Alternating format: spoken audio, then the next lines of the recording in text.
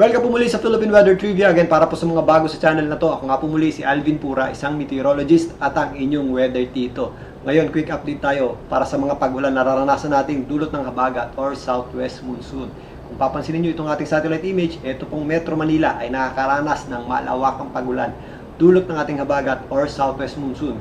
Maging mga karating lugar nito, hindi lang po Metro Manila, ito pong Rizal, Cavite, Batangas, ilang parts ng Laguna, ilang bahagi ng Quezon, Bulacan, kasama po dyan ang Pampanga, Zambales at area ng Bataan. Ito po ay actual image po mula sa satellite. Maging po dito sa areas ng Occidental Mindoro, meron tayong mga thunderstorms dyan na dulot ng ating habagat or southwest monsoon. Isa po sa katangian ng habagat is para po yung conveyor belt. Yung mga nabubuong kaulapan dito po sa West Philippine Sea na hinihila ng ating habagat or southwest monsoon, yun po ang dumarating sa atin. So minsan meron tayong mahinang pag-ulan, katamtamang pag-ulan, at yan nga nangyayari, meron tayong malawakang pag-ulan or mga thunderstorms na severe.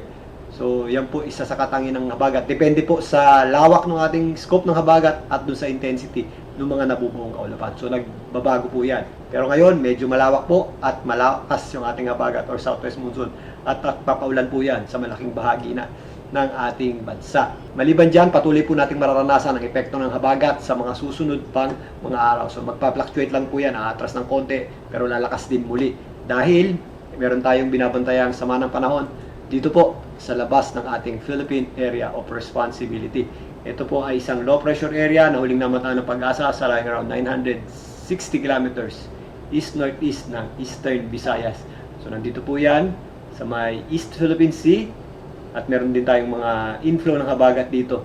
So ito po yung ating tinatawag na parang monsoonal trough na setup. So ganito po ang nangyayari kapag medyo mababa po ang pressure sa taas na bahagi ng ating bansa.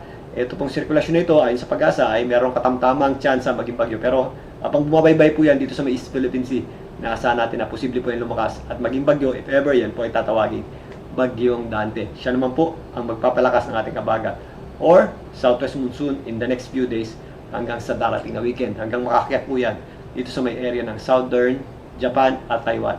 Sa ngayon, wala pa tayong nakikitang landfall scenario niyan, pero again, yan po ay hihila ng habagat na siya pong magpapaulan sa ating bansa. Narito naman ang pinaka-latest advisory ng Pag-asa para sa mga pag-ulan dulot ng habagat. So meron tayong mga naranasan at inaasahang heavy hanggang intense na mga pag-ulan. So 100 to 200 millimeters na pag-ulan. Ito pong color orange.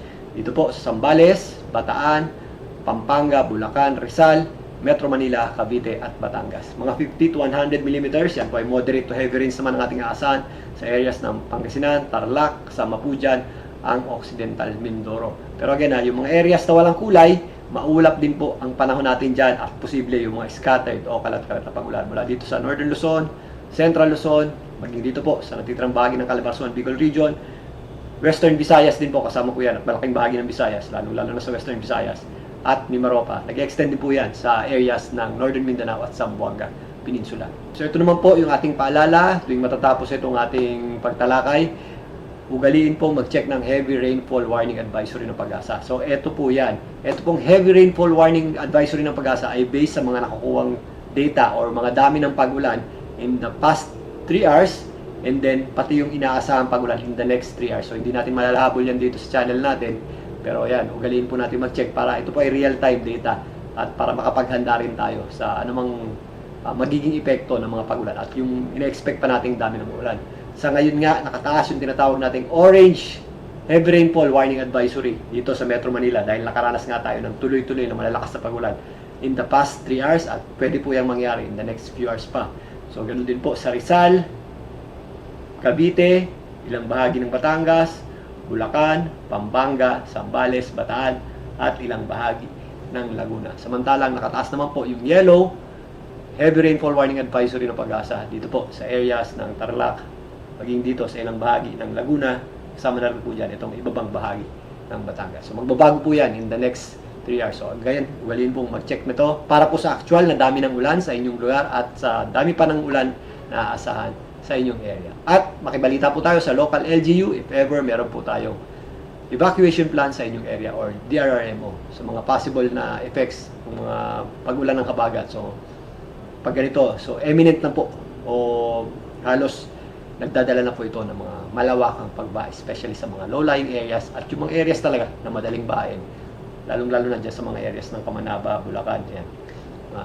Dali po tayong bahayin dyan sa mga areas na yan, especially sa mga ganitong klaseng dami ng paglan. Again, mag-ingat po tayo. Muli ako po ang inyong weather tito para sa Philippine Weather Trivia.